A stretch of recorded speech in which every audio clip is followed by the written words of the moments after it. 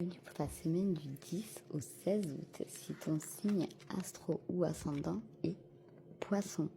En plus, c'est la grande semaine de la grande éclipse solaire, là, le 12 août. Ne loupez pas cet événement. Je t'invite à te poser une question et on regardera la réponse en fin de vidéo, là. Quelle est votre énergie principale ici, générale, pour cette semaine, les Poissons? On vous parle de fin et de changement. Ici, avec l'arcane sans nom, il y a une situation qui doit partir. Vous devez laisser partir une situation, mais c'est vraiment pour un changement pour vous. Ça va être un bouleversement dans votre vie, mais cette fin, elle est nécessaire là. Côté professionnel, mes Poissons, qu'est-ce qui vient à vous là? On te parle du chagrin ici, et on a le lâcher-prise.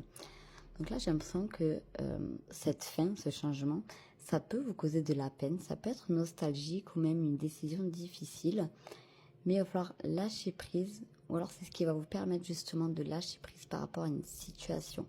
Passer ce chagrin, vous sentirez le soulagement, parce que la colombe ici, c'est aussi la sérénité, un soulagement. Vous voyez, vous vous sentez plus libéré d'un poids. Côté sentimental, mes Poissons, qu'est-ce qui vient à vous? On te parle de la colère ici et j'attends ton retour. Il se pourrait qu'il y ait dans une relation ici une personne qui se sente frustrée, qui est aussi en manque peut-être de vous, mais il y a eu des conflits. En fait, peut-être que ce conflit-là a débouché sur une séparation, un éloignement. Néanmoins, il y a un retour qui est attendu. Là, ça peut être de ton côté, ça peut être aussi de la part de la personne de ton cœur.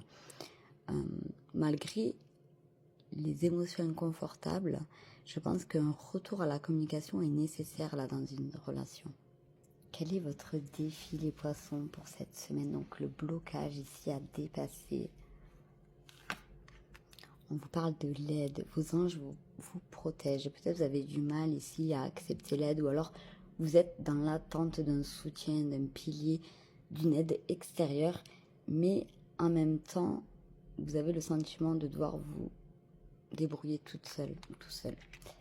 Donc quelle énergie à nourrir ici pourrait vous aider? On parle de la liaison secrète. Peut-être de garder les situations ou vos émotions à vous. C'est-à-dire de pas trop en dire. Peut-être de garder votre jardin secret ici pour vous protéger justement. Vous voyez? Et la réponse à votre question. Donc, quelle est la réponse à votre question? D'après moi, non.